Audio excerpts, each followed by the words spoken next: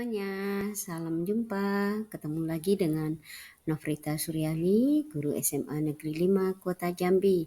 Baik, pada video pembelajaran ini kita membahas tentang awal kedatangan Jepang di Indonesia, khususnya di Pulau Jawa. Nah, hal ini terdapat pada gambar, silahkan diperhatikan. Jenderal Jepang sudah berada di Indonesia. Nah, di sini latar belakang kenapa Jepang melakukan penjajahan di Indonesia. Pada tanggal 1 Maret 1942, Jepang pertama kali mendaratkan pasukannya dalam rangka menyerbu Pulau Jawa yang dipimpin oleh Jenderal Imamura dengan pasukannya yang terdiri dari pasukan darat, udara, dan laut. Mereka menitik beratkan perlawanan di 3 wilayah di Pulau Jawa, yaitu Banten, Indramayu, dan Bojonegoro. Pendaratan itu sebagai ambisi Jepang untuk mengakhiri kekuasaan Belanda di tanah Nusantara. Nah, alasan Jepang datang ke Indonesia bertujuan untuk mendapatkan cadangan logistik, terutama bahan industri perang seperti minyak bumi, timah, aluminium. Dan hal ini diperkirakan persediaan minyak Indonesia dapat mencukupi kebutuhan perang selama melakukan perang Pasifik. Pada tanggal ini, 1 Maret 1942, tentara Jepang ternyata sudah mendarat di Pulau Jawa. Nah, hal ini bertentangan dengan Belanda yang pada saat itu juga berkuasa di Indonesia. Nah, semenjak itu Jepang melakukan penyamaran untuk mencari tahu semua titik lemah dan pribumi yang ada pada saat itu dengan menyamar sebagai pedagang. Demi membaca situasi, mereka memberikan harga-harga yang sangat murah. Karenanya barang-barang Jepang itu menjadi keburuan untuk semua penduduk yang membutuhkan. Nah, hal itu Jepang lebih luasa mengumpulkan informasi, terutama dari para pembeli. Nah, kita lihat di sini, Jepang lalu melancarkan serangan penuh baik dari angkatan laut, udara, dan darat dengan bersatu melawan Hindia Belanda. Nah, semua itu untuk memutuskan ambisinya mengalahkan Belanda di Nusantara.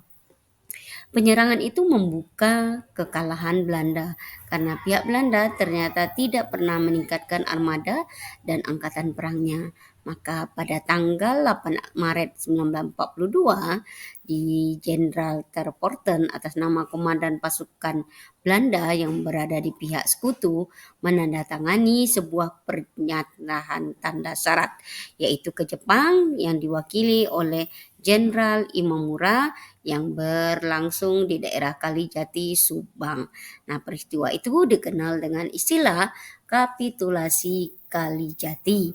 Dengan begitu berakhirnya penjajahan Belanda di Indonesia.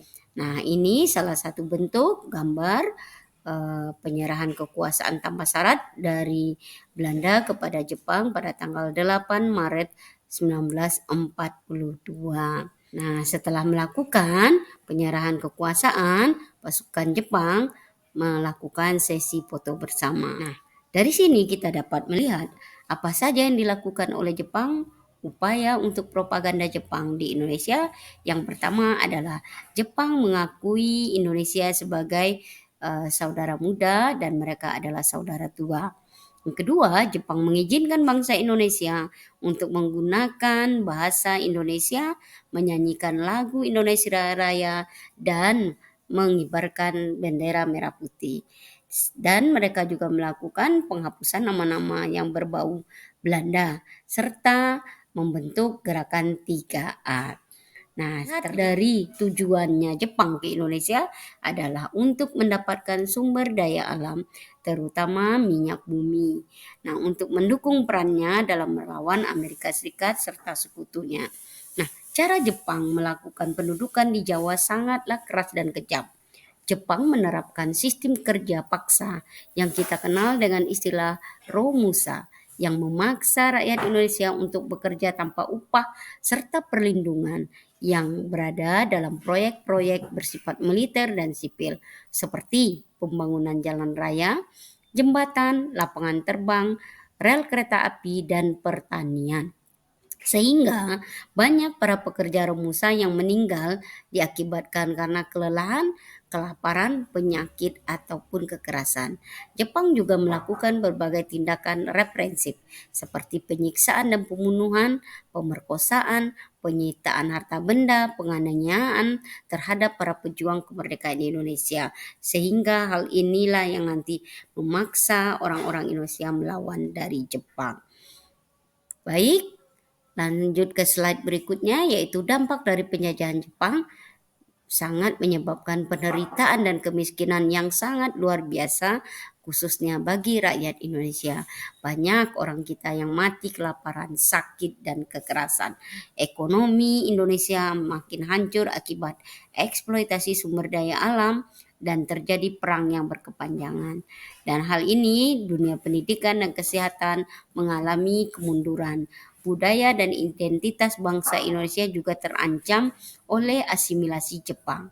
Tetapi lain ada penjajahan Jepang juga membawa dampak positif dan dorongan bagi pergerakan kemerdekaan Indonesia, di mana banyak pemimpin nasionalis Indonesia yang mendapat dukungan dan pelatihan dari Jepang. Nah, salah satu adalah pasukan PETA, yaitu Pembela Tanah Air, Barisan Pemuda, Pusat Tenaga Rakyat, dan Gerakan 3A. Nah, hal ini dapat menumbuhkan rasa nasionalisme dan semangat kesadaran berbangsa. Nah, bagaimana dari penjajahan Jepang dengan adanya 2 bom yang dihancurkan adalah 2 kota di Jepang, yaitu di Hiroshima dan Nagasaki pada tanggal 6 dan 9 Agustus 1945. Hal ini membuat Indonesia nanti akan memproklamirkan kemerdekaan pada tanggal 17 Agustus tahun 1945.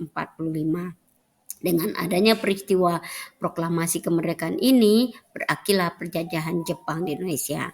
Nah, bagaimana kesimpulan kita pada video pembelajaran hari ini? Jepang datang dengan tujuan ekspansi secara militer dan ekonomi, menggantikan pemerintahan Belanda. Meskipun awalnya diharapkan sebagai pembebasan dari penjajahan, kebijakan Jepang memberikan dampak negatif seperti eksploitasi sumber daya dan pemaksaan kerja. Nah, inilah video pembelajaran kita kali ini. Sampai ketemu lagi dan ucapkan terima kasih.